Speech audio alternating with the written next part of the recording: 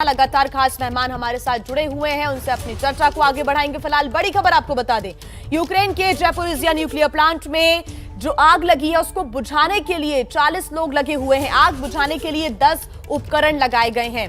बता दें कि इंटरनेशनल एटॉमिक एनर्जी एजेंसी लगातार परमाणु प्लांट पर नजर बनाए हुए है। आईएईए ने चिंता भी व्यक्त की है कि अगर यहां रिएक्टर में धमाका हो जाता है तो वो गंभीर परिणाम देगा।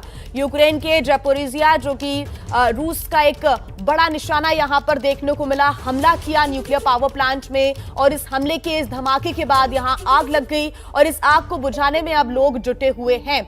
बताया जा रहा है कि इस आग को बुझाने के लिए 10 उपकरण लगाए गए हैं और इंटरनेशनल एटॉमिक एनर्जी एजेंसी लगातार परमाणु प्लांट पर नजर बनाए हुए है। इसके पहले भी आईएईए ने कहा था कि इसके परिणाम गंभीर हो सकते हैं, क्योंकि इसके पहले जब चेर्नोबिल पर हुआ था हमला और अभी वो रूसी सैनिकों के कब्जे में ही है, तो वहां से 10 गुना ज्यादा खतरा यहां पर है, 10 गुना ज्यादा रेडिएशन यहां पर हो सकता है, जिससे आसपास के इलाकों में तबाही हो सकती है। इसके बारे में हम जानकारी आइए ले लेते हैं। हमारे साथ पूर्व राजनयिक विवेक काटजू भी जुड़े हुए हैं। विवेक जी, बहुत स्वागत है एबीपी न्यूज पर आपका। और साथ ही कर्नल दानवीर हमारे साथ लगातार जुड़े हुए हैं।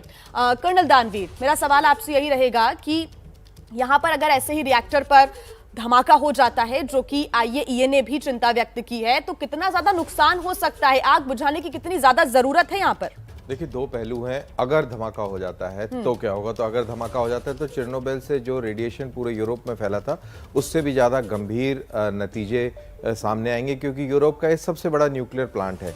ये तो रही बात एक। लेकिन दूसरी बात यह है कि चेर्नोबिल के बाद में अब आज मॉडर्न हालात में न्यूक्लियर रिएक्टर्स और उनके सेफ्टी सिस्टम्स बिल्कुल मुख्तलिफ हैं, चेंज हैं।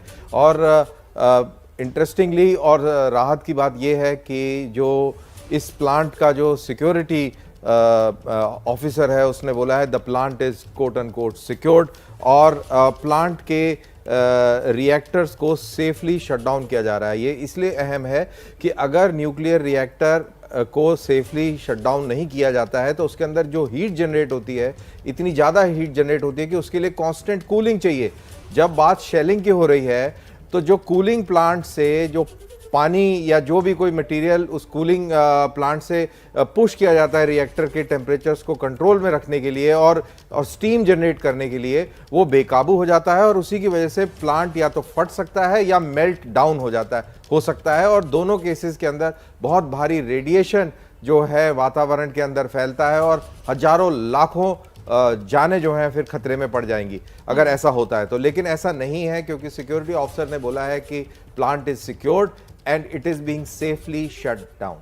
विवेक काटजू जी, मेरा सवाल आपसे अगर रहेगा कि लगातार, क्योंकि न्यूक्लियर पावर प्लांट पर हमला करना रूस का, कौन सी स्ट्रैटेजी लगती है आपको? 4 यूक्रेन के अंदर न्यूक्लियर पावर प्लांट हैं, एक चेर्नोबिल जिस पर रूसी सैनिक कब्जा कर चुके हैं, अब यूरोप का सबसे बड़ा पावर प्लांट निशाने पर है।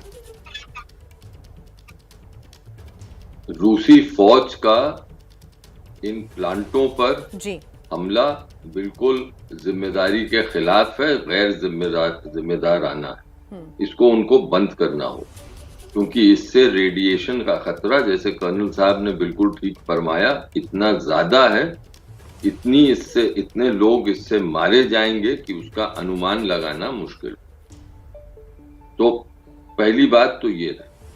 दूसरी बात कि रूस ने ये तय कर लिया है, और कल फ्रांस के राष्ट्रपति से पुतिन की 90 मिनट बात हुई और उसके बाद फ्रांस के राष्ट्रपति मैक्रोन ने भी ये कहा कि उनको ये अब लगता है कि पुतिन ने ये मन बना लिया है कि वो पूरे यूक्रेन पे कब्जा करे जी। इसका तात्पर्य ये कि जो पहले उनके उद्देश्य थे, जो 2 थे, कि एक तो जितनी भी सैन्य शक्ति है यूक्रेन की उसको समाप्त करें, और दूसरा कि वहां पे सत्ता परिवर्तन करें, ज़ेलेंस्की को हटाएं। अब अगर इससे ज्यादा है उनका और वो पूर्ण आक्रमण होगा फिर यूक्रेन पर, तो ये उनको गंभीर परिणाम दे सकता है। बिल्कुल विवेक जी।